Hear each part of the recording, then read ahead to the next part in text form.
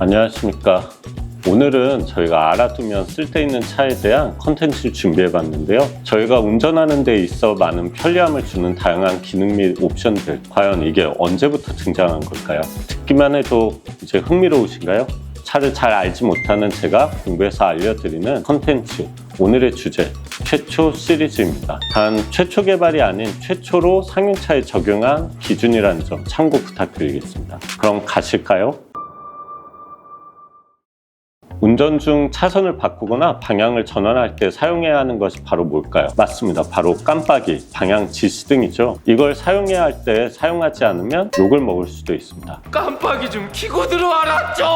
자, 우리가 알고 있는 자동차의 깜빡이, 즉 방향 지시등을 최초로 자동차에 적용한 제조사는 바로 뷰익입니다. 저는 처음 보는 브랜드인 것 같은데 PD님은 아셨나요? 여기 그 쉐보레의 기아미였던 그 알피온 있잖아요. 네네. 네, 그게 원래 뷰익사에서 만든 자동차였는데 한국에 들어오면서 알피온이라는 모델명을 가지고 있습니다. 그래요? 바로 우리나라 아반떼가 미국에서 엘란트라로 바뀌는 것과 같은 거네요. 오, 네, 맞습니다. 이어서 설명하자면 우리가 알고 있는 깜빡깜빡 이제 전멸하며 이동하고자 하는 방향을 알려주는 기능으로서의 방향 지시등을 상용차에 적용시킨 제조사가 바로 뷰익이라는 것입니다. 지금은 자동차의 방향 지시등이 브레이크 등과 같이 있거나 후면 아래 이제 범퍼에 위치한 경우가 대부분인데요. 이 당시의 방향 지시등은 바로 트렁크 위 엠블럼과 일체형으로 제작되었다고 합니다. 더 재밌는 사실은 당시의 방향 지시등은 자동차 구입 시 옵션으로 선택해야만 사용할 수 있었다고 하네요.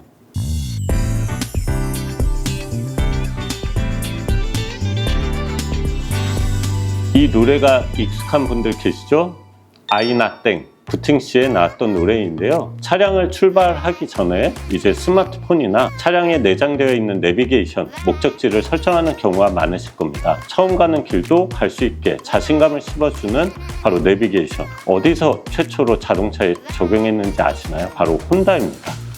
지금부터 43년 전인 최초의 방식은 지금 우리가 사용하고 있는 내비게이션처럼 실시간으로 위치가 추적되고 길을 알려주는 등의 기능을 탑재한 것이 아닌 단순히 이동거리, 출발점, 그리고 진행 방향 정도를 알려줄 수 있는 기능이 전부였다고 합니다. 게다가 지금처럼 GPS 시스템을 이용한 것이 아니라 관성 항법 장치를 사용했기 때문에 이동거리가 멀어질수록 오차 범위가 커질 수밖에 없었는데요. 그래도 그 당시에 차 안에 큰 지도 책자를 가지고 다니는 것보다 훨씬 수월하게 위치를 파악할 수 있었다는 점에서 굉장한 메리트가 있었다고 합니다. 지금 우리가 아는 GPS 기반의 내비게이션이 자동차에 적용된 건 1990년 마치다에서 처음 적용했다고 합니다. 이거 저 때만 해도 차에 전국지도 큰 책 하나가 있었는데요. 길 가다 멈춰서 제대로 있는지 확인도 하고 이제 그때는 지도 본다고 갓길에 정차한 차들이 많았어요. 그것보단 정확성이 좀 떨어지더라도 이게 훨씬 낫지 않을까 하네요. 그 전국주택 저도 어렴풋이 기억이 나는 것 같습니다. 네. 원장님, 오늘 촬영장 오시면서 혹시 어떤 노래를 들으셨나요? 저는 이제 노래보다는 뭐 뉴스나 이제 토크쇼 같은 프로그램을 더 많이 듣는 편입니다. 그럼 라디오를 듣고 오셨다는 말씀이시죠? 네, 그렇죠. 저는 첫 차를 구입한 이후로 라디오를 들고 사용해 왔습니다. 노래를 듣는 것보다 뭔가 힐링도 되고 하는 느낌? 그럼 원장님, 라디오는 언제 자동차에 처음 사용하게 된 건가요? 최초로 자동차에 라디오를 적용하여 판매를 시작한 브랜드는 바로 쉐보레입니다. 지금의 라디오는 센터 콘솔에 있는 모니터나 버튼을 통해 쉽고 간편하게 조작할 수 있을 만큼 작지만 처음 출시되었던 라디오는 그렇지 않았다고 하는데요. 안테나가 지붕을 덮고 큰 배터리가 앞좌석 아래에 들어가고 두 거대한 스피커가 좌석 시트 뒤에 위치했다고 할 정도였다고 하네요. 그리고 더 놀라운 건 바로 가격인데요. 우선 당시 라디오 옵션가 $200였는데 이 당시 차량의 가격이 500에서 800달러인 것을 비교하면 얼마나 고가의 옵션인지 알 수 있겠죠. 이 당시의 $200를 현재의 화폐 가치로 환산해보면 3,800달러 정도 된다고 합니다. 그럼 얼마야? 원으로 500만 원 정도 하는 거겠네요. 500만 원이면 지금 국산차 브랜드 기준으로 K8까지는 거의 풀옵션 넣을 수 있는 금액인데 이걸 스피커에 태운다고? 자동차에 기본적으로 장착되어 있는 것 중 사고 발생 시 생명과 안전에 직결되는 것을 꼽으라면 첫 번째가 바로 안전벨트라고 해도 과언이 아닐 것입니다. 그만큼 사고 발생 시 안전벨트를 착용했을 때와 착용하지 않았을 때에 나타나는 피해 차이가 확연하게 나타날 수밖에 없는데요. 우리가 알고 있는 모든 자동차에서 볼 수 있는 안전벨트는 허벅지와 골반 그리고 상체를 고정해주는 3점식 안전벨트라고 하는데, 이 3점식 안전벨트를 최초로 개발 및 적용한 제조사는 바로 볼보입니다. 안전벨트에 대해서 좀 더 자세하게 설명하자면, 안전벨트엔 2점식 안전벨트 그리고 4점식 안전벨트가 있는데, 안전성의 편의성과 문제로 3점식 안전벨트가 사용되고 있습니다. 볼보는 매출보단 전범위적인 안전의 가치를 두기 위해 3점식 안전벨트를 특허를 공개하며 다른 제조사들도 사용할 수 있게 하였습니다.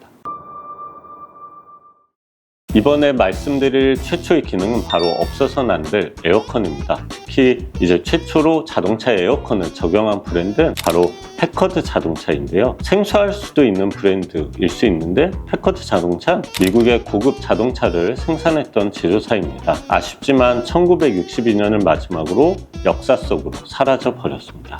그 에어컨이 1900년도 초반에 발명된 것으로 아는데 자동차에 적용되기까지 시간이 좀 걸렸네요. 네, 그렇죠. 사실 이전까지는 오픈에어링, 즉 지붕이 없는 자동차들이 많았기 때문에 에어컨이나 선풍기와 같은 것이 필요하지 않았으나, 안전성의 문제로 자동차에 이제 지붕이 생기면서 그 필요성이 부각되었습니다. 1939년에 패커드에서 에어컨을 적용한 차량을 생산했음에도 불구하고 크게 주목받지 못했다는 건데요. 1940년대까지 대중화되지 못해 애프터마켓에서 따로 에어컨을 사서 자동차에 장착한 경우가 많았다고 합니다. 와, 여름이나 이제 햇빛이 쨍쨍한 날엔 에어컨 없이 못 다니겠던데, 특히 요새 같은 때 도대체 에어컨이 나오기 전에 이제 사람들은 어떻게 다닌 걸까요? 2024년에는 에어컨이랑 통풍 시트 이미 국물 아닌가요? 그러고 보니까 통풍 시트는 언제 최초로 적용돼요? 제가 또 오늘 열심히 공부했습니다. 오늘은 3가지만 기억하시면 되겠고요. 히터는 캐딜락,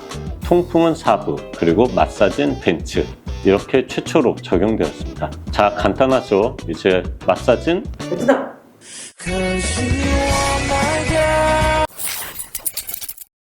와, 원장님 오늘도 진짜 열심히 준비하셨네요. 오늘도 굉장히 유익한 정보였던 것 같아요. 이번에도 정말 많은 국내랑 해외 자료를 알아보고 제가 준비했는데, 시청자분들도 유익하다고 느꼈으면 좋겠습니다. 알쓸 찾아본 앞으로도 정기적으로 컨텐츠를 제작할 것 같아서 많은 기대해 주시면 좋을 것 같고요. 차를 잘 알지 못하는 제가 공부해서 알려드리는 컨텐츠 알쓸 찾아 최초 시리즈를 준비해 봤는데, 다음 편도 유익한 영상으로 찾아뵙도록 하겠습니다.